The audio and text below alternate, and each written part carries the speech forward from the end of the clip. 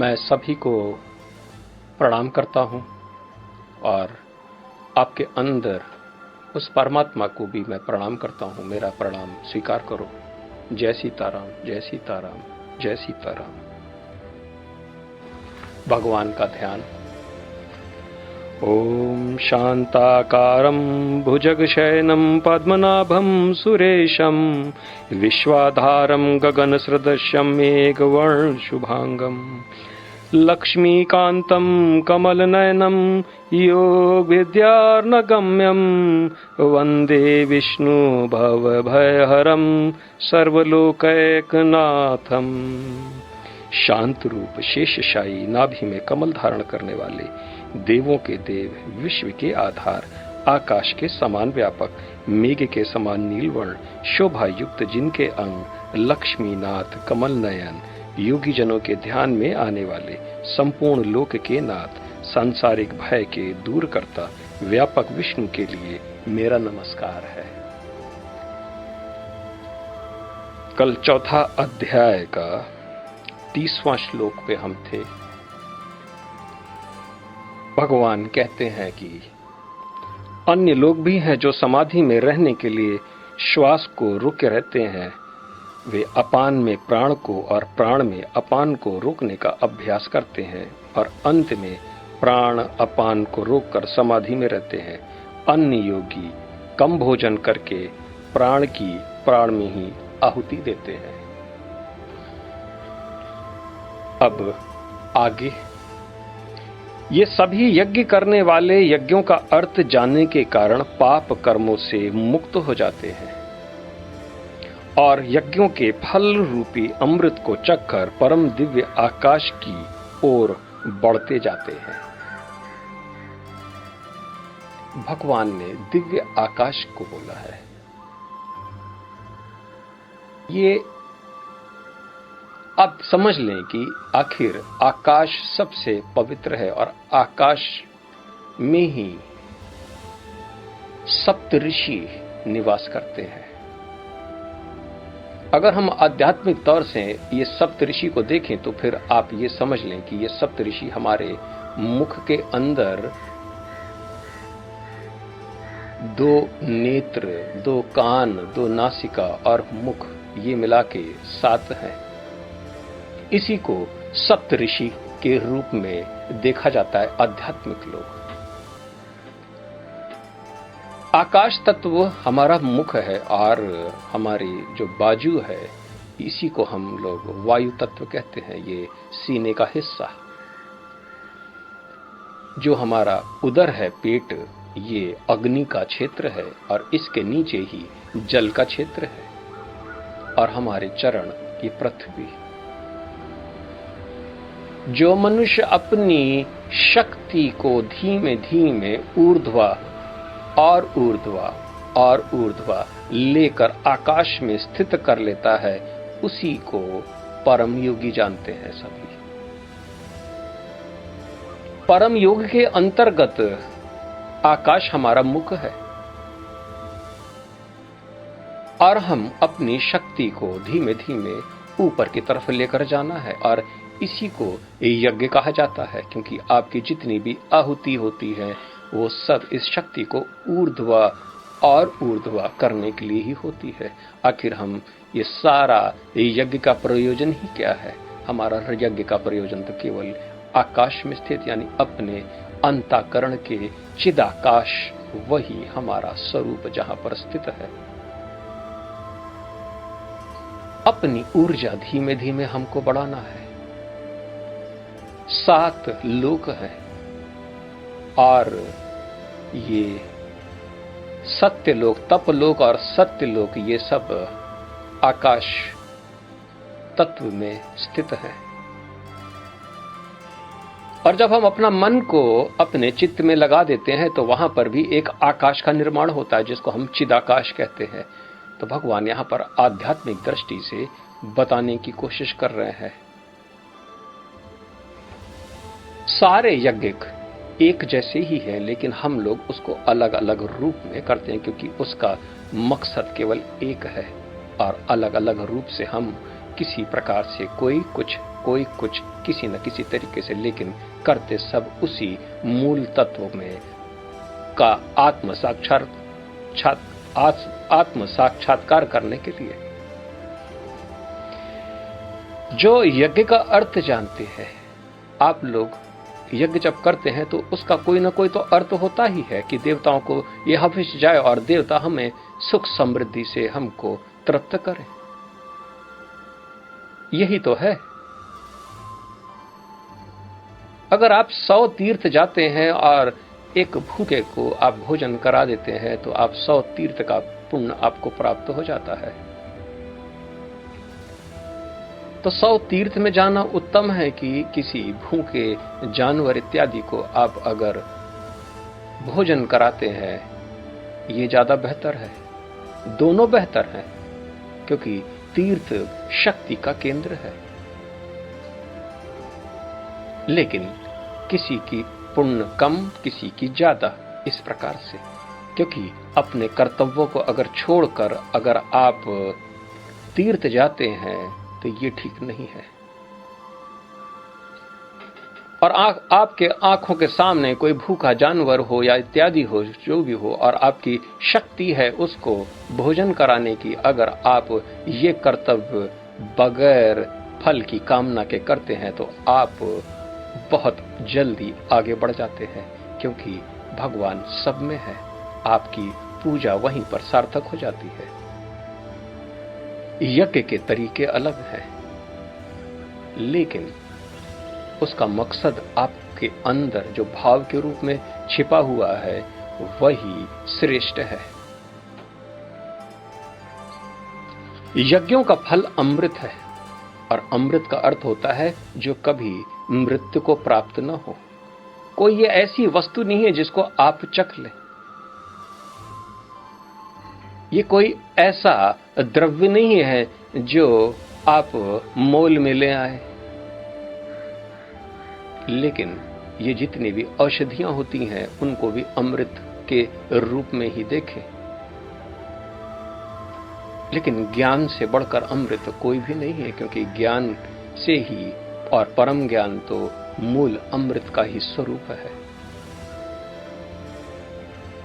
इस ज्ञान को एक बार मात्र श्रवण कर लेने से आप तुरंत अमृत तत्व को प्राप्त हो जाते। आप कहते हैं अब मैं कभी न मरूंगा, ये पता चल गया। और पहले हम सोचते थे कि मैं तो मर जाऊंगा। तो यज्ञ का जो मूल स्वरूप है वो केवल अमृत है, क्योंकि इस अमृत को ही तो चखना है। आखिर ये अमृत को एक बार चख लेंगे आप, और इसको चख के कैसे? इंद्रियों से परे है ये। इसको मुख से नहीं, इसको आंखों से नहीं, ये तो अपने स्वरूप में स्थित होने पर हम खुद ही उस अमृत तत्व में हम खुद ही प्रवेश कर जाते हैं। हम 31वां श्लोक में बढ़ते हैं। भगवान कहते हैं कि हे कुरुक्षे श्रेष्ठ, जब यज्ञ के बिना मनुष्य इस लोक में या इस जीवन में ही सुखपूर्वक नहीं रह सकता तो फिर अगले जन्म में कैसे रह सकेगा? इस जन्म में भी अगर आपको सुख इत्यादि की प्राप्ति करनी है तो यज्ञ आपको करना ही पड़ेगा। अगर आपको यज्ञ का अर्थ ही होता है सात्विक भाव से आप कुछ भी यजन करें, कुछ भी कार्य करें, सात्विक भाव हो आपके पास,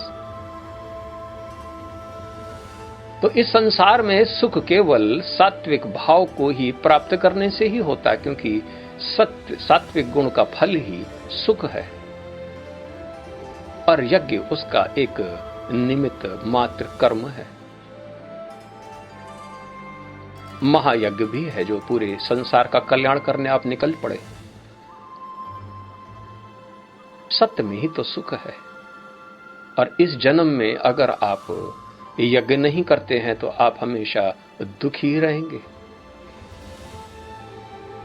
और इस जन्म में तो आप दुखी रहेंगे ही, तो अगले जन्म में सुख कहां से आ जाएगा? क्योंकि आपने अगर यज्ञ ही नहीं किया तो फिर उसका परिणाम न इस जन्म में भोगेंगे न अगले जन्म में भोगेंगे।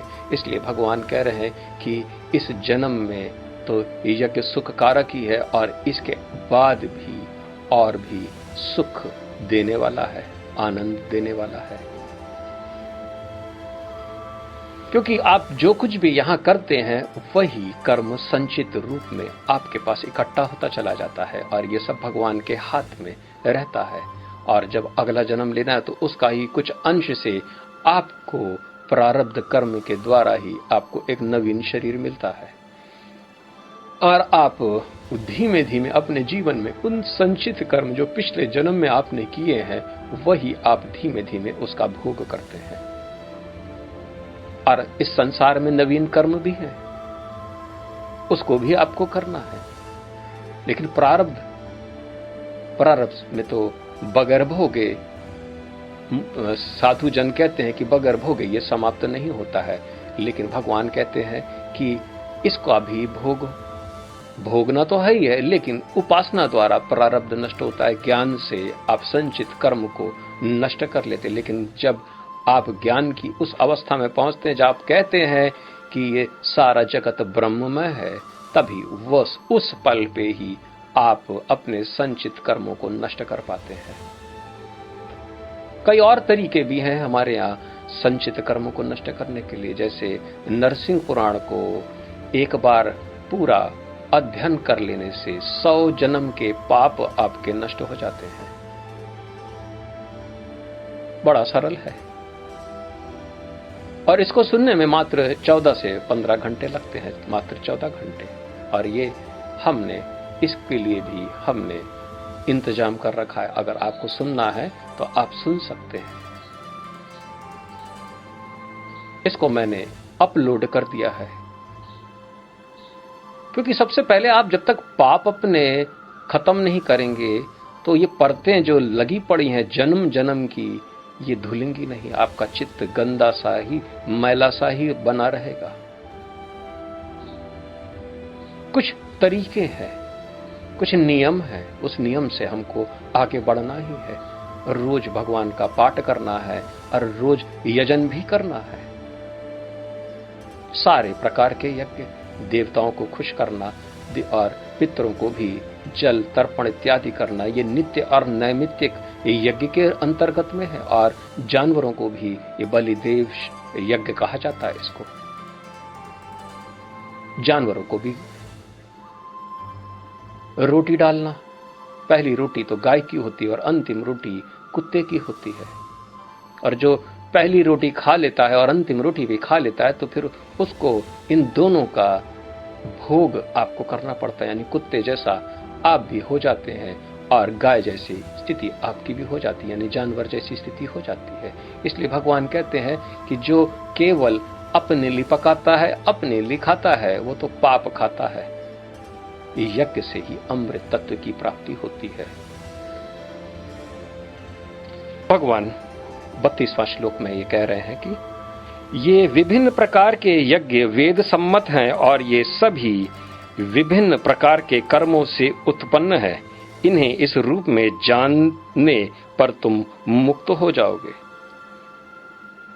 सामान्य धर्म के अंतर्गत आप 24 तत्व, जिसके अंतर्गत अधि भौतिक यज्ञ, अधि दैविक यज्ञ,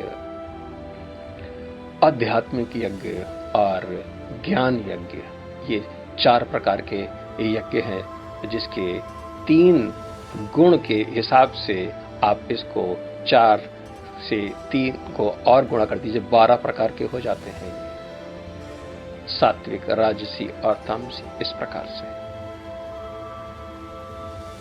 ये यज्ञ ही वेद का मूल स्वरूप है, क्योंकि वेद हमको केवल यज्ञ संपन्न करने के लिए हमको वेद आदेश करता है, श्रुति और स्मृति। और इस यज्ञ के द्वारा ही हम अपने को पुष्ट करते हैं, अपने जीवन में समृद्धि लाते हैं केवल इस यज्ञ के माध्यम से। अन्यथा हम पुराने कर्मों के फल को भोगने बाद फिर हम केवल, अगर हम यज्ञ इत्यादि नहीं करते हैं और ये सोचते हैं कि हम केवल अपने कर्मों का जो भी हम खुद जो कर्म करते हैं वो किसी को न दें, और हम उसका फल खुद ही भोगते रहें तो फिर आप गर्त में हमेशा दुखी हमेशा बने रहेंगे। क्योंकि अगर आपके पास धन अत्यधिक है और आपने कई लोगों का धन इत्यादि अपने पास जमा कर लिया तो वो तो आपसे छीन लेंगे, आपको बड़ा दुख होगा। और प्रकृति हमको यहां पर केवल जीने, बढ़िया जीने के लिए हमको धन देती रहती है और वो हम निमित्त मात्र हैं, केवल मात्र निमित्त मात्र हैं। देवता हमको देते हैं और हम पुनः देवता को यज्ञ के स्वरूप में हम उनको लौटा देते हैं और वो भी हमको फिर से समृद्धि देते हैं। इसी प्रकार से हम एक दूसरे के साथ बरतते हैं। और इस यज्ञ का रूप समझ लें, क्योंकि आखिर हम यज्ञ इसलिए करते हैं ताकि हम उस परम पिता परमेश्वर तक हम पहुंच सके। इसलिए भगवान कहते हैं कि वो ही अधियज्ञ, क्योंकि यज्ञ का जो फल देने वाले हैं वो भगवान ही है और उस यज्ञ का जो अमृत स्वरूप है वो भी भगवान है। आखिर हम जितना भी कार्य करते हैं केवल उनकी प्रसन्नता के लिए ही तो करते हैं। तो जो ये जान जाता है कि यज्ञ जितनी प्रकार की मैं यज्ञ कर रहा हूं केवल उसको पाने के लिए, यानी सेल्फ रियलाइजेशन को प्राप्त करने के लिए, तो वही ज्ञानी है, वही जानता है। और जो जानता है वही मुक्त होता है, क्योंकि उसको मुक्ति का रास्ता मिल गया। क्योंकि सारे यज्ञ अब केवल वो भगवान को प्राप्त करने के लिए ही करता है, भगवान को प्रसन्न करने के लिए। और इसी को भक्ति योग के रूप में देखा जाता है। आप भी सोच रहे होंगे कि पहले भगवान तो कुछ कह रहे थे, अब तो कुछ और कह रहे हैं, लेकिन भगवान वही कह रहे थे और अब वो साफ अक्षरों में एक नई दृष्टिकोण के साथ ये सूत्र को उन्होंने पेश किया। भगवान पुनः कहते हैं 33वें श्लोक में, हे परम तप, द्रव्य यज्ञ से ज्ञान यज्ञ श्रेष्ठ है। खुद ही बता रहे हैं, द्रव्य यज्ञ से ज्ञान यज्ञ। अब यज्ञ में हम धन की उपयोगिता देखते हैं कि भाई एक यज्ञ करना है तो हमको धन इत्यादि हमको चाहिए, आहुति देनी है, लोगों को खिलाना है, पिलाना है, धन लगेगा उसमें। लेकिन भगवान कह रहे हैं कि द्रव्य यज्ञ से, अगर आपके अंदर क्षमता है तो द्रव्य यज्ञ करें, अगर आपके पास नहीं है तो ज्ञान यज्ञ उससे श्रेष्ठ है। भ्रमित न हो। हे पार्थ, अंततो गत्वा सारे कर्म यज्ञों का अवसान दिव्य ज्ञान में होता है। क्योंकि दोनों का एक ही मूल केंद्र है और वो केंद्र है कि केवल हमको उस परम ज्ञान यानी दिव्य ज्ञान यानी प्रबुद्धता तक हम पहुंच जाएं। क्योंकि यज्ञ का अर्थ यही है कि हम प्रबुद्धता को प्राप्त करें, चाहे हम द्रव्य ज्ञान का प्रयोग करें या हम ज्ञान योग का प्रयोग करें। तो सबसे पहले ज्ञान ही के कारण आपको ये पता चल जाएगा कि जितने भी यज्ञ कर रहे हैं उनका सकाम है कि वो निष्काम करना है। तो इसलिए ज्ञान यज्ञ के द्वारा आपको तुरंत शांति प्राप्त हो जाती है, क्योंकि आप तुरंत उस स्थिति में पहुंच जाते हैं। अब कोई कंफ्यूजन नहीं होना चाहिए कि हम द्रव्य यज्ञ करें कि ज्ञान यज्ञ। जो आज सुन रहे हैं ये ज्ञान यज्ञ के अंतर्गत में आप इसको सुन रहे हैं, इसी को आध्यात्मिक यज्ञ कहा जाता है। और जो द्रव्य यज्ञ है वो अधिदैविक यज्ञ के अंतर्गत में, ये सामान्य धर्म के अंतर्गत में आता है। और ये विशेष धर्म के भीतर भी ये सदाचार के को पालन करना, अपने स्वधर्म को पालन करना, ये भी तो यजन ही तो है। क्योंकि आप पितरों को पैतृक कर्म इत्यादि स्वधर्म को करके आप पितृ यज्ञ करते हैं। असाधारण धर्म में आप ऋषियों को प्रसन्न करते हैं, ऋषि इसलिए ऋषि की बातों का आप अनुपालन करते हैं। और अंततः आपदा धर्म में आप सीधा त्रिदेव। ये यज्ञ ही है। यज्ञ का अर्थ है कि किसी को भी, एक आदमी का भी, किसी जानवर, किसी भी रूप में क्यों ही ना हो, उसकी आप परोपकार करना। केवल एक का भी आपने परोपकार कर दिया तो आपका एक यज्ञ पूर्ण हुआ। और महायज्ञ का अर्थ है कि पूरे विश्व के जितने भी समुदाय हैं, सबको, उनको पवित्र कर देना और उनका परोपकार करना, यह महायज्ञ है।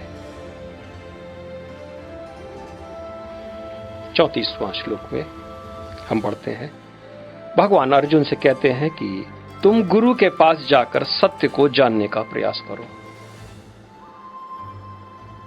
बड़ा श्रेष्ठ है ये 34वां सूत्र। तुम गुरु के पास जाकर सत्य को जानने का प्रयास करो, उनसे विनीत होकर जिज्ञासा करो और उनकी सेवा करो। स्वरूप सिद्ध व्यक्ति तुम्हें ज्ञान प्रदान कर सकते हैं, क्योंकि उन्होंने सत्य का दर्शन किया है। 3 चीजें यहां पर भगवान ने बताने की कोशिश की कि पहला गुरु, और वो गुरु कैसे, जो कि स्वरूप सिद्ध व्यक्ति हो। तीसरा और चीज कि जिसने सत्य के दर्शन किए हों, यही गुरु है। इस संसार में बहुत से लोग हैं, इस संसार में जो अपने आप को कहते हैं कि मैं गुरु हूं। ये तीनों चीज उसके अंदर विद्यमान होने चाहिए। वो सेल्फ रियलाइज्ड हो, उसने सत्य के दर्शन किए हों। गुरु गीता के अंतर्गत में गुरु का पूरा वहां पर व्याख्यान है कि आखिर गुरु कौन है, जो अंधकार से उजाला की तरफ लेकर जाए, जो आपके अंधेरे को भी खत्म कर दे। और अंधेरा क्या है, जो छाया पथ से आपको ज्योति पथ पे आरूढ़ करा दे। अक्सर हम गुरु और आचार्य में हम पर्यायवाची जैसे शब्द लगते हैं। कोई कहता मैं आचार्य हूं, कोई कहता मैं गुरु हूं। हम लोगों को लगता है कि दोनों एक जैसे हैं, लेकिन दोनों अलग हैं। आचार्य वेद को पढ़ाएगा, लेकिन पंचोपासना न बता पाएगा, क्योंकि उसने अभी सत्य को अनुभव नहीं किया है। उसने वेद सीख लिए, उपनिषद भी देख लिए और उसको भली भांति व्याकरण इत्यादि से वो आपको समझा रहा है, लेकिन उसने भी सत्य के दर्शन नहीं किए। लेकिन गुरु का अर्थ हो गया, वो प्रबुद्ध हो गया। लेकिन गुरु के लिए भी एक ऐसा वहां पर एक श्लोक है कि गुरु केवल ब्राह्मण का ही होना चाहिए। जिसने ब्राह्मण कुल में जन्म लिया है वही गुरु है, क्योंकि भगवान ने ऐसा, महादेव ने माता पार्वती से ऐसा बोला है। आज करीब 35 प्रकार के गुरु गीता इस संसार में है, और ये लाइन अक्सर वहां से हटा दी गई है, क्योंकि असली गुरु गीता के अंतर्गत ये लाइन वहां पर है। और असली गुरु गीता करीब आज से करीब 100 साल पहले छपी थी, और वो भी 1000 कॉपी, और तुरंत ब्रिटिशर्स ने उसको बैन कर दिया था। क्योंकि गुरु गीता के अंतर्गत गुरु कौन बनेगा, ये प्रमाण है उसके अंतर्गत। आखिर गुरु क्या है, कौन है, कैसा है, इसके अंतर्गत पे। इसलिए सारा जगत का जो गुरु होता है वो ब्राह्मण होता है, और ब्राह्मण का गुरु वो पुरुष होता है जिसने सन्यास को ग्रहण कर लिया, यानी अपने कर्मों के फल का जिसने अपने त्याग कर दिया है। लेकिन भगवान इससे भी कुछ और कह रहे हैं कि जिसने आत्म साक्षात्कार कर लिया हो और जिसने ज्ञान यानी सत्य को देख लिया हो, वही गुरु है।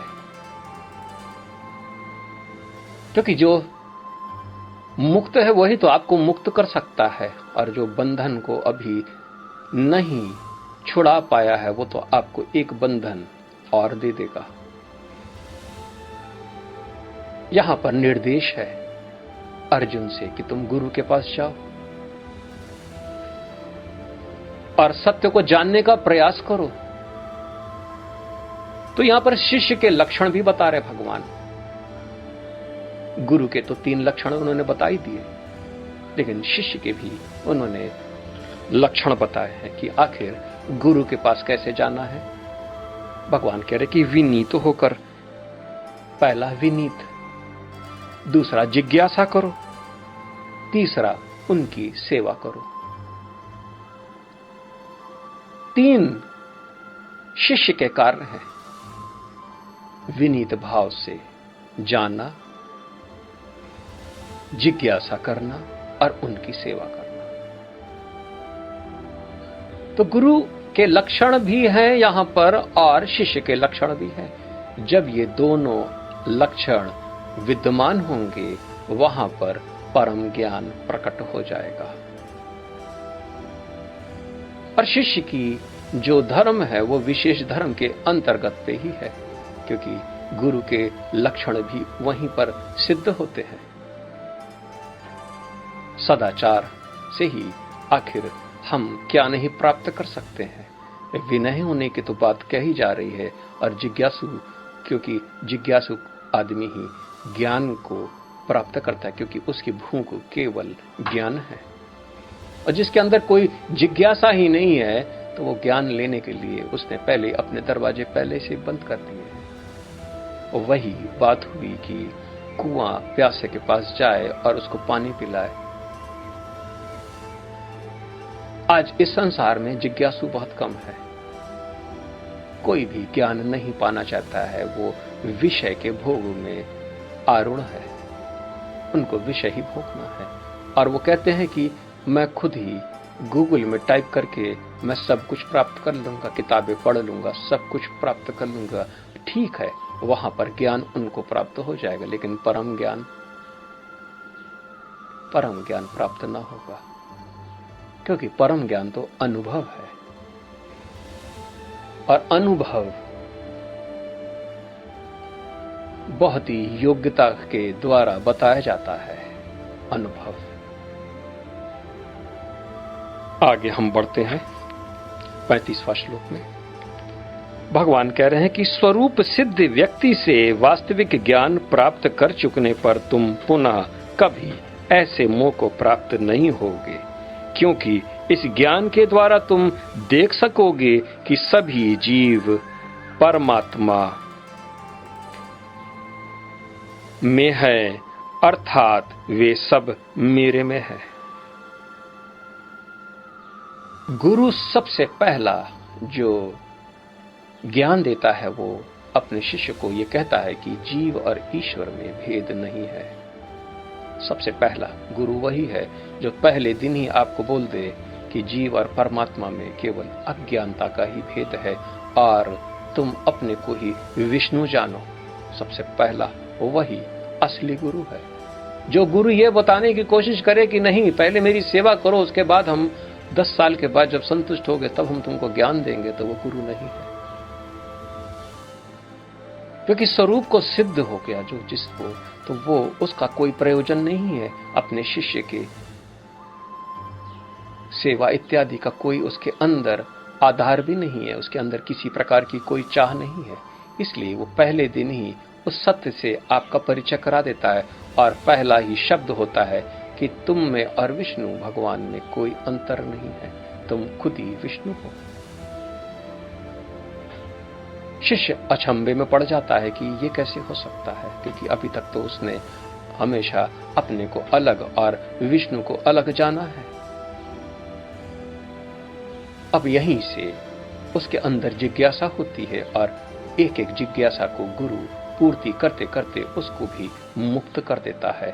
और भगवान यही कह रहे कि जो स्वरूप सिद्ध पुरुष है उसके पास अगर आप जाएंगे, ज्ञान लेंगे, तो फिर अब उसके बाद आप मोह को प्राप्त नहीं हो, क्योंकि वो आपको पूर्ण रूप से उस परम ज्ञान पे आपको बैठा देगा।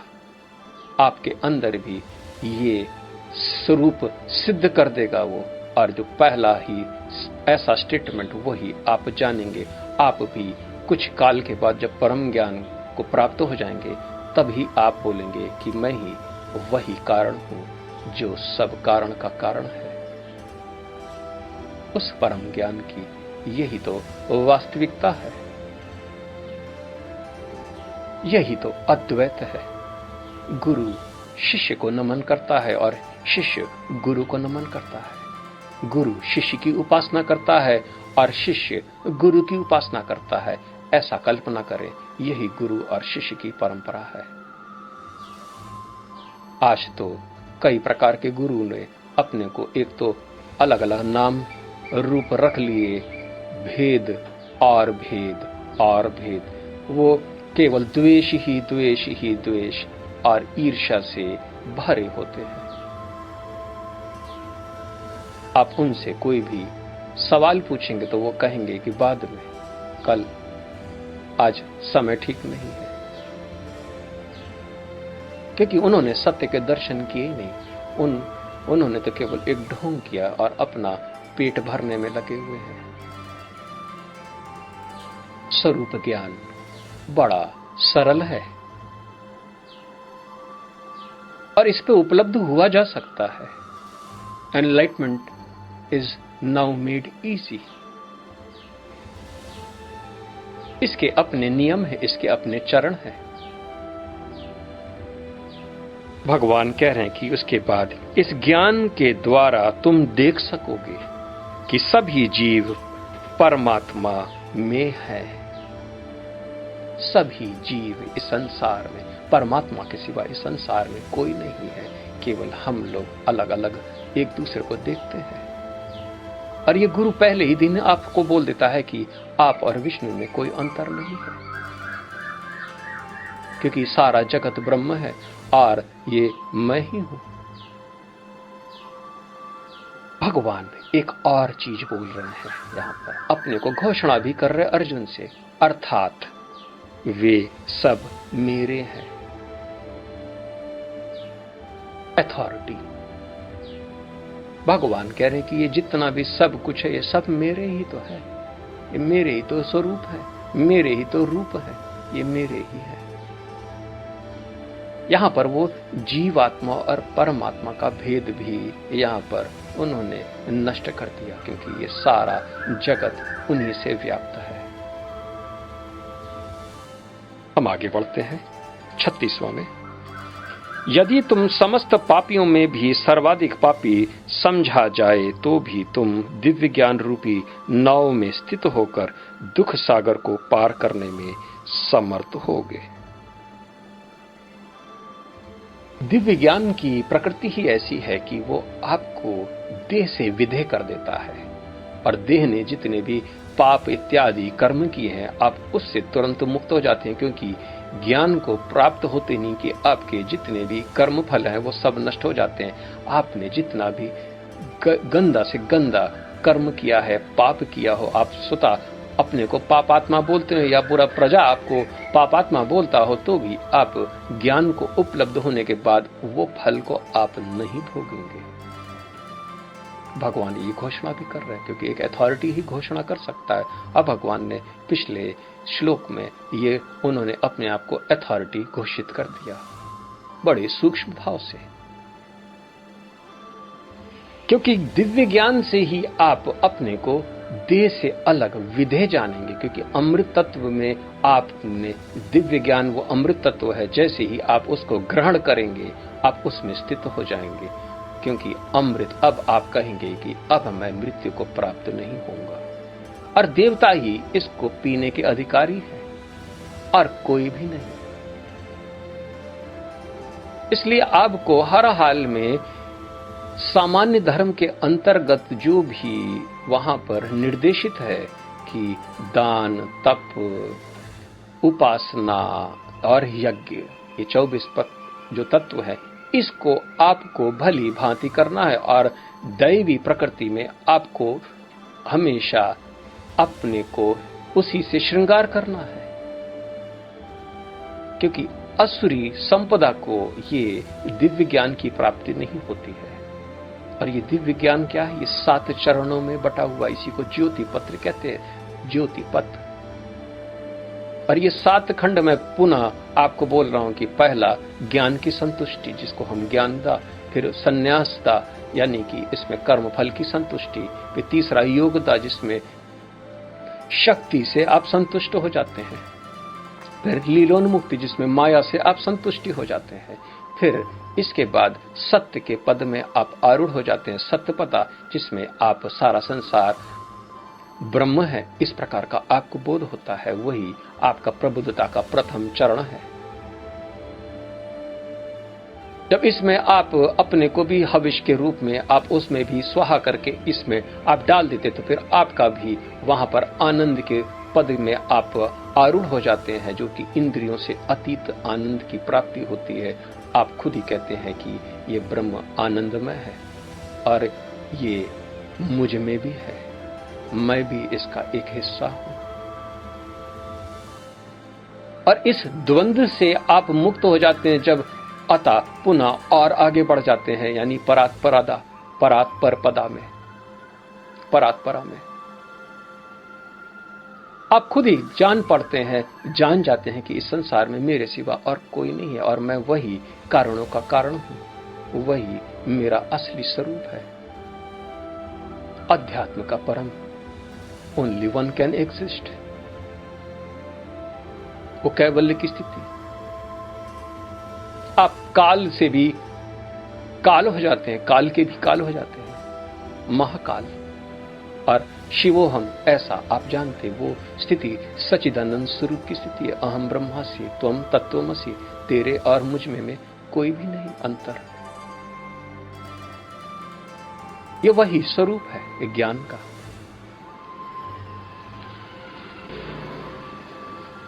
इसलिए दिव्य ज्ञान से आप छाया पथ का त्याग करके आप ज्योति पथ में आप स्थित हो जाते हैं। इसलिए आपने जितना भी पाप पुण्य इत्यादि सब आप उसको त्याग देंगे, क्योंकि आपको पता चल जाएगा कि ये मैं विदेह हूं। दिव्य ज्ञान से ही आप अपने आप को तुरंत इस शरीर से अलग कर लेंगे। फिर इसके द्वारा जिसने कर्म किया वो फल भोगे। आप अपने आप को मुक्त कर लेते हैं।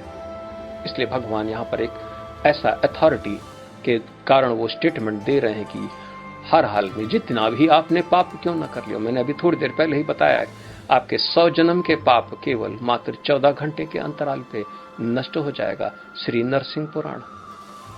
आप हिम्मत कर लीजिए, ताकत लगा लीजिए और उसको एक बार सुन लीजिए। पिछले 100 जन्मों के पाप आपके नष्ट हो जाएंगे एक झटके में। पाप धोने से ही तो पाप धुलेंगे। 37वां श्लोक भगवान कह रहे हैं, जैसे प्रज्वलित अग्नि ईंधन को भस्म कर देती है, उसी तरह हे अर्जुन ज्ञान रूपी अग्नि भौतिक कर्मों के समस्त फलों को जला डालती है। ज्ञान के बगैर मुक्ति संभव नहीं है। आप उपासना कर लीजिए, 10 करोड़ तीर्थ आप कराइए, पूरे पृथ्वी के 1000 चक्कर लगा लीजिए। इस लोक क्या परलोक के भी तीर्थ हैं, उनमें भी आप अपना माथा टेक लीजिए, तो भी कुछ ना होगा। सारे प्रकार के यज्ञ कर डालिए, द्रव्य यज्ञ, तो भी कुछ ना होगा, क्योंकि उपासना और कर्म से आप मुक्ति को अनुभव नहीं कर सकते। आपको हर हाल में ज्ञान यज्ञ चाहिए ही चाहिए। किसी ने मेरे से प्रश्न पूछा कि स्वर्ग का तो हमको मालूम है कि स्वर्ग में वहां पर अप्सराएं होती हैं और हम उनका नाच देखते हैं, खूब बड़े बड़े वन होते हैं और वहां पर हम देवताओं के साथ घूमते हैं, फिरते हैं, बड़ा आनंद में रहते हैं। इसके ऊपर क्या होता है? जनलोक, महरलोक, तपलोक और सत्यलोक। हमने ऊपर वहां पर शिक्षा दी जाती है, यानी कि परम ज्ञान। चाहे यहां ले लो, अगर यहां नहीं ले पा रहे हो तो फिर आगे वहां पर क्वालिफाई करो, वहां पर पहुंचो और वहां पर ले जाके क्योंकि परम ज्ञान वहां पर भी ऋषि लोग परम ज्ञान का ही अनुसंधान करते रहते हैं वहां पर, क्योंकि ज्ञान से ही मुक्ति संभव है। क्योंकि वो लोग भी अभी ऋषि भी अपने ऋषि कुल में अभी बंधे हुए हैं, लेकिन वो भी भगवान के ही स्वरूप है। आप उनको बंधा हुआ न जाने, क्योंकि इस सृष्टि की आधार है वो, क्योंकि वो अगर मुक्त हो जाएंगे तो ये सृष्टि भी नष्ट हो जाएगी। और वो मुक्त है ही, लेकिन इस मनवांतर में वो टिके हुए हैं, क्योंकि आपको अभी तरना है। क्योंकि जब तक आप नहीं तरेंगे तब तक वो वहीं पर बने रहेंगे।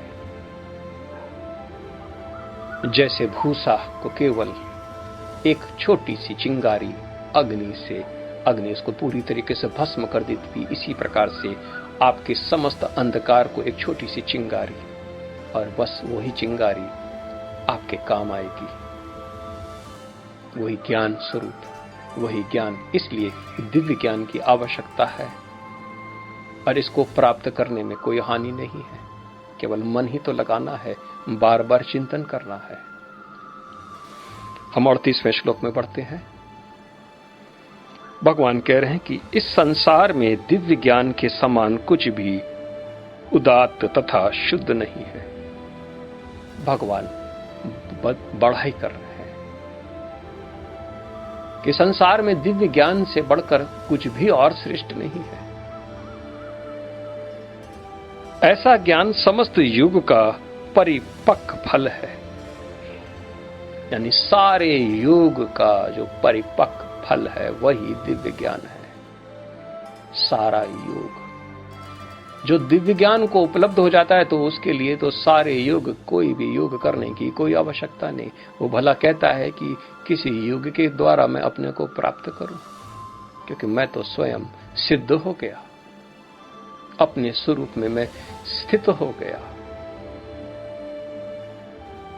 भगवान कहते हैं कि जो व्यक्ति भक्ति में सिद्ध हो जाता है, वह यथा समय अपने अंतर में इस ज्ञान का आस्वादन करता है। भगवान यही कह रहे हैं कि जैसे आपके अंदर भाव शुद्धि हो जाएगी और आपका और भगवान के प्रति भाव बन जाएगा, और वही भाव जिसको हम पहले वैदिक भक्ति कहते हैं, वही आगे चल के रागात्मिका भक्ति बन जाती है, और आप प्रकृति आपको लेकर उस दिव्य परम पुरुष के हाथों में सौंप देती है। वही सबसे उत्तम स्थान है, वही, क्योंकि भक्ति से ही आपको ये दिव्य ज्ञान की प्राप्ति हो जाएगी। मैंने भी इसी प्रकार से इस दिव्य ज्ञान को ही प्राप्त किया है। दिव्य ज्ञान सबसे परम है, और ये दिव्य ज्ञान ही है जो अब बांटने चला मैं सबको, पूरे विश्व भर में, क्योंकि इससे ज्यादा पवित्र और कुछ भी नहीं है। क्योंकि यही आपको मुक्त कर देगा, सब बंधन से तार देगा, आपके समस्त पापों को नष्ट करने में ये पूर्ण शक्तिमान है। भगवान ने इसकी घोषणा भी कर दी है। हम पुनः आगे बढ़ते हैं। जो श्रद्धालु दिव्य ज्ञान में समर्पित है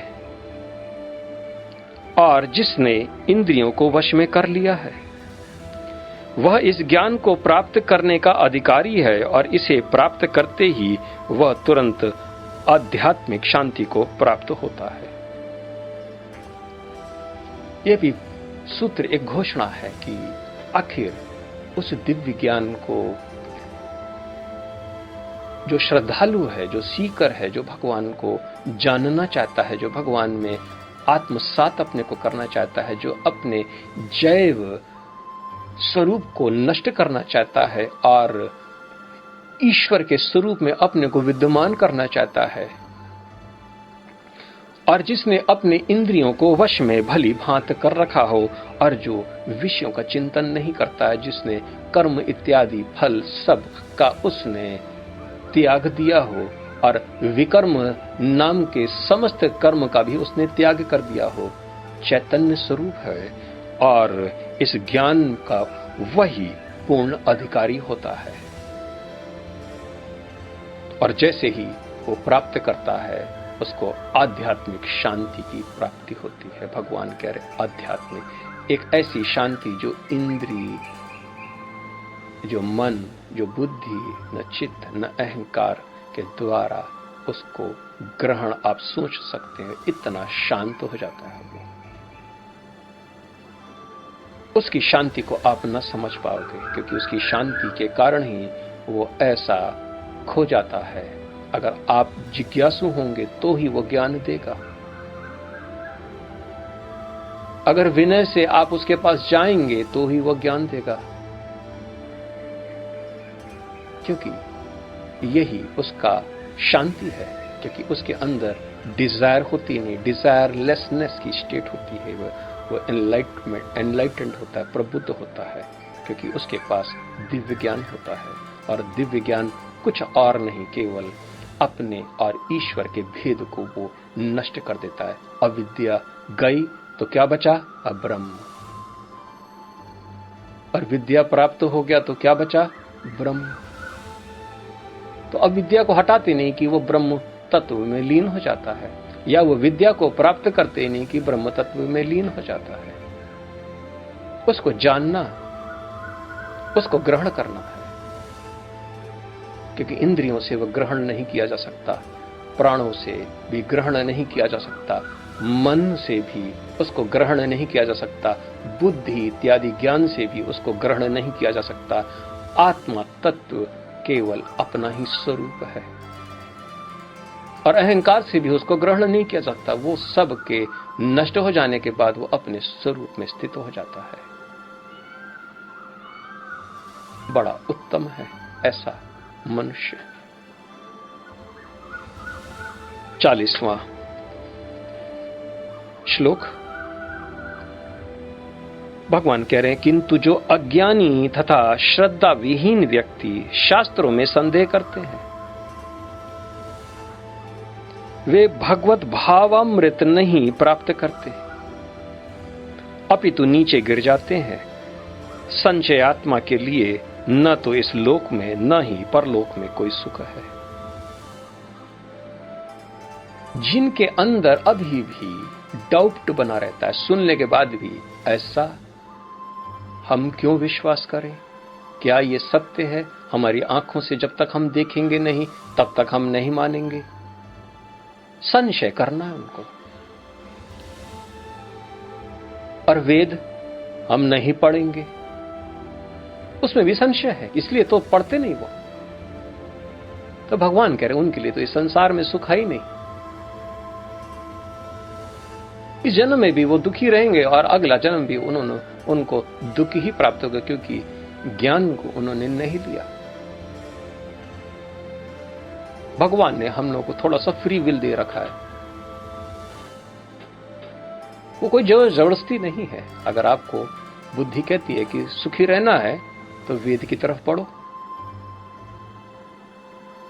अगर मन से आपको चलना है, बुद्धि उससे जो परम है उसकी नहीं सुननी है, तो यह आपकी प्रॉब्लम है। ज्ञान तो उपलब्ध होगा ही। मेरी भी चेष्टा है कि हम ज्ञान को उपलब्ध करा दें, क्योंकि आज सब सो रहे हैं। लेकिन आज से 10 साल में अगर किसी ने जागा और उसने कहा कि मुझे मुक्ति चाहिए, तो वो संसार में ढूंढता रहेगा कि कोई मुक्त पुरुष कुछ बोल गया तो वो पन्ने घुमाएगा, देखेगा, ढूंढेगा,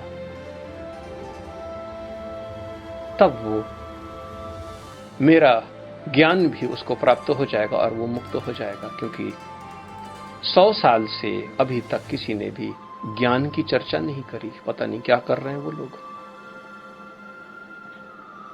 किसी को ज्योति पथ के विषय में मालूम ही नहीं। जहां पर संशय वहां पर सुख नहीं होगा। भगवान ने कृष्ण के अवतार में अपना जन्म ग्रहण किया, प्रकट हुए, लेकिन वहां पर कौरवों ने केवल संशय से हमेशा उनको देखे, उनकी बातों को नहीं सुना। अहंकार में फूले नहीं समाते थे वो लोग, क्योंकि उनके हाथ में शक्ति थी, लेकिन सारे विध्वंस को प्राप्त हुए। आज हम लोग उनके विषय में जानते हैं, समझते हैं, देखते हैं कि कितने मूढ़ थे वो कि साक्षात भगवान होने पर भी उन्होंने भगवान को फिर भी न पकड़ पाए। आज भी वही स्थिति है। हम आत्म साक्षात्कार की बात करने वाले से हम दूर होते हैं, दूर भागते हैं, उनसे ईर्ष्या करते हैं। इसके पास कैसे ज्ञान हो गया? ये तो मेरे साथ ही खेलता था, उठता था, बैठता था, इसको कब अचानक ज्ञान हो गया? इस प्रकार से हम ईर्ष्या भाव से देखते हैं। और उस समय भी ऐसे ही था। और यही कारण था कि कृष्ण भगवान अपने को सरल रूप में अपने को छुपाए रखे। अर्जुन तक न समझ पाया। आज भी अगर भगवान अवतार ले लें तो वो भी इसी प्रकार से रहेंगे। जब वो यहां से चले जाएंगे तब आप अपना माथा बैठ के फोड़ेंगे कि हाय रे, फिर लो रगड़ लो माथा, एक तीर्थ से दूसरे तीर्थ, तीसरे तीर्थ। जब वो सामने था तब उसने ज्ञान की चर्चा की तो हमने ज्ञान में वहां पर संशय किया, संशय कि ये ज्ञान नहीं है, ये माइंड वॉश है। जबकि दिव्य ज्ञान कोई माइंड वॉश थोड़ी होता है, वो तो परम ज्ञान है, उसमें लॉजिक है। आप जिज्ञासा तो करें और आपको उत्तर प्राप्त होगा अगर गुरु आत्म साक्षात्कार को प्राप्त किया है और जिसने सत्य रूपी अमृत को चखा हो। लेकिन अगर ऐसे वैसे इधर उधर चले जाएंगे अमर्यादित होकर, तब तो आपको भटकना ही है, क्योंकि आपके अंदर ईर्ष्या जो है। 41वां श्लोक। जो व्यक्ति अपनी कर्म फलों का परित्याग करते हुए भक्ति करता है और जिसके संशय दिव्य ज्ञान द्वारा विनष्ट हो चुके होते हैं, वही वास्तव में आत्मपरायण है। हे धनंजय, वह कर्मों के बंधन से नहीं बंधता। भगवान ने पुनः घोषणा कर दी, पुनः घोषणा कर दी कि जो कर्म फल का परित्याग कर दिया हो, यानी जिसने हाथ उठाया और कह दिया, हे भगवान, आज तक मैंने जितने भी कर्म किए इसका फल मैं आपके चरणों में अर्पित करता हूं, ये स्वर्ग इत्यादि है, ये मुझे नहीं चाहिए, क्योंकि ये तो शरीर के द्वारा उत्पन्न हुए हैं। अब ये शरीर का नाश होने बाद मैं सीधा आपके पास आना चाहता हूं। यही भक्ति है। बस केवल जिसने ऐसा निश्चय और जिसने ऐसा निर्णय कर लिया हो, वही आत्मपरायण है। उस आदमी को या उस स्त्री को कर्म बंधन में कैसे बांध सकता है? मैंने तो अपने हाथ खड़े कर लिए और मैंने तो ऐसे ही बोल दिया और मैं उसी दिन से मुक्त हो गया। बड़ा सरल था। मैंने कईयों से कहा कि ऐसा कर लो, वो तो कर ही नहीं पाए। कहते पागल हैं क्या, अभी तो स्वर्ग जाना है, अभी ऋषियों के पास जाना है, बहुत सी अप्सराओं के साथ अपना जिंदगी बितानी है, इतने मैंने यज्ञ किए, सब मैं कैसे दे दूं? हमने कहा मूढ़ हो तुम अभी भी अपने को कर्तापन में देख रहे हो और इसको भोगने के लिए अब तो तुमको बार बार आना है, जाना है। मैं तो इससे निवृत्त हुआ, निवृत्ति के मार्ग में मैं स्थित हो गया, परम कल्याण को प्राप्त हो गया, शांति में स्थित हो गया और मैं परम ज्ञान को उपलब्ध हो गया, प्रबुद्ध हो गया। भगवान यहां पर भी यही कह रहे हैं, अथॉरिटी है वो और उनका निर्णय सर्वोपरि है। भगवान पुनः 42वां श्लोक, यह अंतिम श्लोक है इस चौथे अध्याय का अंतिम श्लोक।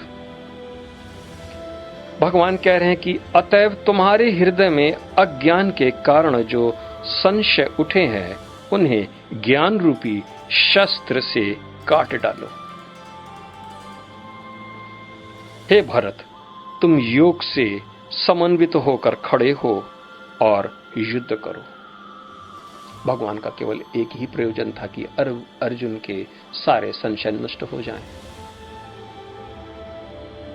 अंततः उन्होंने ये कह दिया कि युद्ध के लिए खड़े हो जाओ, लेकिन इससे पहले उन्होंने कहा कि अब जो भी तुम्हारे अंदर अज्ञान था, जितने भी संशय थे, क्योंकि संशय तो केवल मन के होते हैं, और बुद्धि भगवान ने इतना ज्ञान दे दिया कि बुद्धि इतनी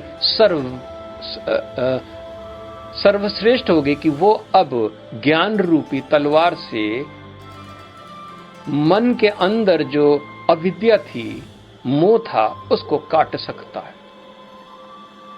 और इसके लिए कोई तलवार नहीं होती, आपको निश्चय और निर्णय करना है। यही निर्णय, ज्ञान को उपलब्ध हो जाने के बाद अगर आप निर्णय नहीं करेंगे, इसका अर्थ है कि आपने तलवार अभी भी मोह के कारण आपने नहीं चलाई, अभी भी कुछ संशय है। तो भगवान यहां पर आदेश कर रहे कि अब तुम्हारा अज्ञान पूरी तरीके से नष्ट हो जाना चाहिए, क्योंकि मैंने तुमको सारे लगभग उत्तर दे दिए। परम ज्ञान की अवस्था भी तुमको मैंने बता दी, परम ज्ञान भी मैंने तुमको दे दिया, किस प्रकार से क्या है, कैसे है, मैं ही वो परमात्मा हूं। इतना उन्होंने घोषणा कर दी, और उन्होंने वही ज्ञान को फिर से प्रकट किया, जिसके कारण विवस्वान भी पंच भाव को प्राप्त हुए थे।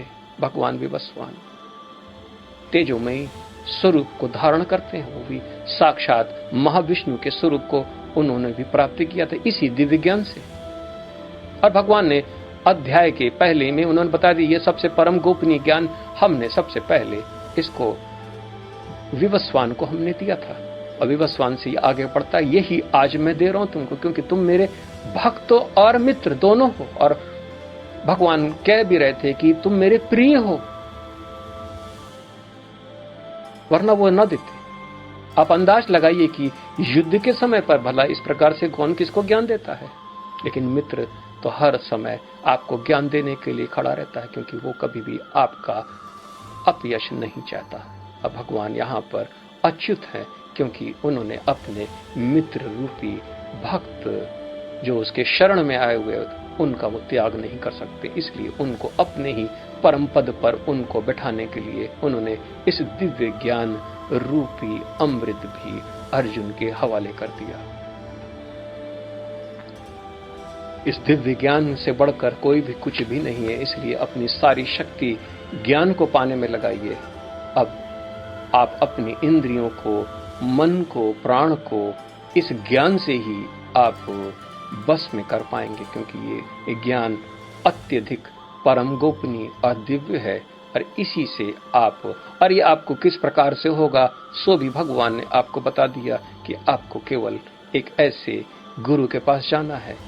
आपके 3 कर्तव्य ये ध्यान रखें, क्योंकि वो भी अपने कर्तव्यों को भली भांति से जानता है, और वो कर्मों के फल को वो बिल्कुल दरकिनार किए हुए, और केवल भगवान के कारण ही वो आपको वो परम ज्ञान देगा, क्योंकि उसका स्वरूप वही है।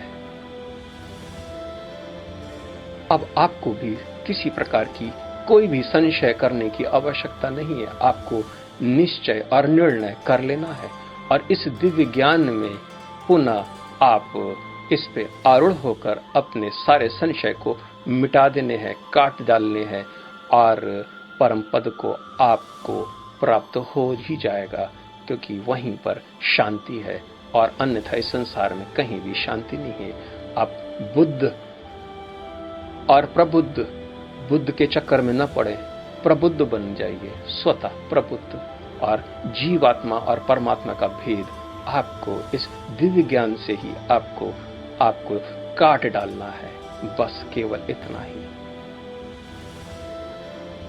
ये अध्याय 4 यहीं समाप्त होता है, और मैं अपनी वाणी को यहीं विराम देता हूँ। कल पुनः 5वें अध्याय में आपके सामने मैं प्रकट करूंगा 5वां अध्याय। तब तक के लिए मेरा नमन स्वीकार करें। जय सीताराम, जय सीताराम, जय सीताराम।